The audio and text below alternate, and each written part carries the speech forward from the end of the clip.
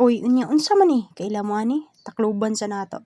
Unya gamitan nato pinapikpik. In 1, 2, 3, matik na luto dayon. Wow! Unya bidabe, unsa man daw ni ug kaila ka ani? Ay munta na pa jud ka kaklarong paksiw na ana. For today's video, magluto ta. Pero prito-prito ra ni ha. Lain pod og sabaw ni, nakikita man ka ng prito ra. Lagi prito ra lagi na, di lang gud ta mag strong good. Unya kaila ka ani? Aw, ugwa ka kaila ani, piyong lang. Kanya diri ang part hapit na jud siya maluto, makakaon na jud ko kay murag drink ang time. Gutom man jud kay ko. Nya gutom man day ka, transition na nato. Oh, kaon na. Nga walay ginhawa ay ha. Mao ni ang part 2 sa tong pagpaniud to. Og dili ninyo makita ng part 1, aw, kamo ni bahala kung asang sumpay ani. Kung mao ba ni ang una or mao ni ang ulahi. Ay malamang mao jud ni ang ikaduha kay nagluto pa man ka dito sa part 1. Kay og mauna na ang kaon kaysa sa luto. Aw, delikado na kay murag nabaliktad ang kalibutan ana or basig imong utok ang nabaliktad dira. Ay, hindi. Joke lang lahat yan na. Baka maniwala ka. O siya, dyan muna kayo. Kakain muna ako. Nice. La la la la la la la la la la la la la. La la la la la la la la la la la la la. La la la la la la la la la la la la la la. Ah, gihangak na lang ko. Paka na ako magkaon diha Dugaya po ni mo magkaon dira oy. Lamo na diretso way tulon-tulon ba. Ikaw kaya kuno daw ug lalim ba. Ako pa ganin ning ginamnam pag-ay ni akong pagkaon kay inaani jud ko mukaon. Lasapin na ang sarap ng pagkain. Wow, amazing. Oh, paghilom na dira gayabag lang ng agi nimo. Ay di lang gud ta mga suko. Unsa pud ni si auntie oy? Suko man dayon. Sige ka. Sayo ka matigulang ana. Oh, as you wish auntie. Huma na. Bye-bye.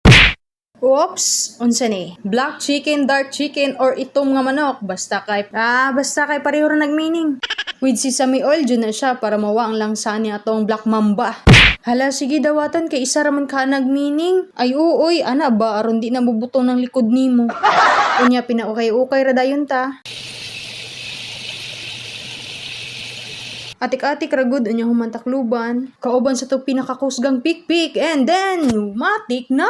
With sabaw dayon na nya human pakulo-kulo aron muhubas ang sabaw. Unya taklubag balik and then wa na. Mao na ni ang finished product sa atong adobong black mamba. Nya unsa pay gihulat? Mga ona ta, mukaon ba ka ani? Ako murag dili.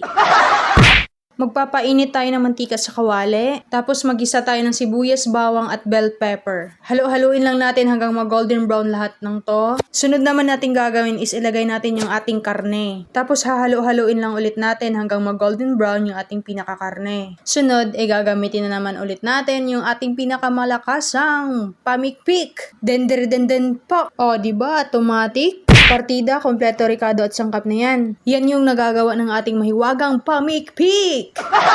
Hahalo-haluin lang natin tapos tatakpan na natin. Antayin lang natin na maubos yung sabaw niya. Kasi panigurado pag naubos yung sabaw, syempre luto na rin yung karne natin. At ayun na nga, kaya ilagay na natin yung ating itlog para magkulay brown na siya dun sa ating toyo. Toyo or toyo? Baka may toyo ka ha? Ay, hindi. Joke lang po. Seryoso tayo ngayon kasi adobo to. Ay, hindi. Adobo pala. At ayun na nga, luto ng ating adobong baboy. Wow! Today is another day for our cooking show! Magpapainit tayo ng mantika tapos gigisa natin yung ating bawang, sibuyas at saka yung kamatis. Tapos mekos-mekos na natin mga lodi. Marahil ngayon ay nagtatanong na kayo kung ano tong lulutuin natin. Just sit back, relax, and watch my cooking show! Pero ayun, ginugulo ko lang talaga kayo kasi ang palay lang to na may kamatis at saka itlog. Itlog ng Mr. Mong Bugok. Ay, hindi. Joke lang. So ayun, hayaan nyo na ako sa diskarte ko kung paano ko nilagay yung itlog kasi yan talaga yung way of cooking ko. Kasi tama ako palagi at mali kayo, kaya hayaan nyo na ako. May kanya-kanya tayong buhay. Uy, bakit naman nagagalit ang bibi na yan? Ang daming sinasabi o luto na yung ampalaya ko.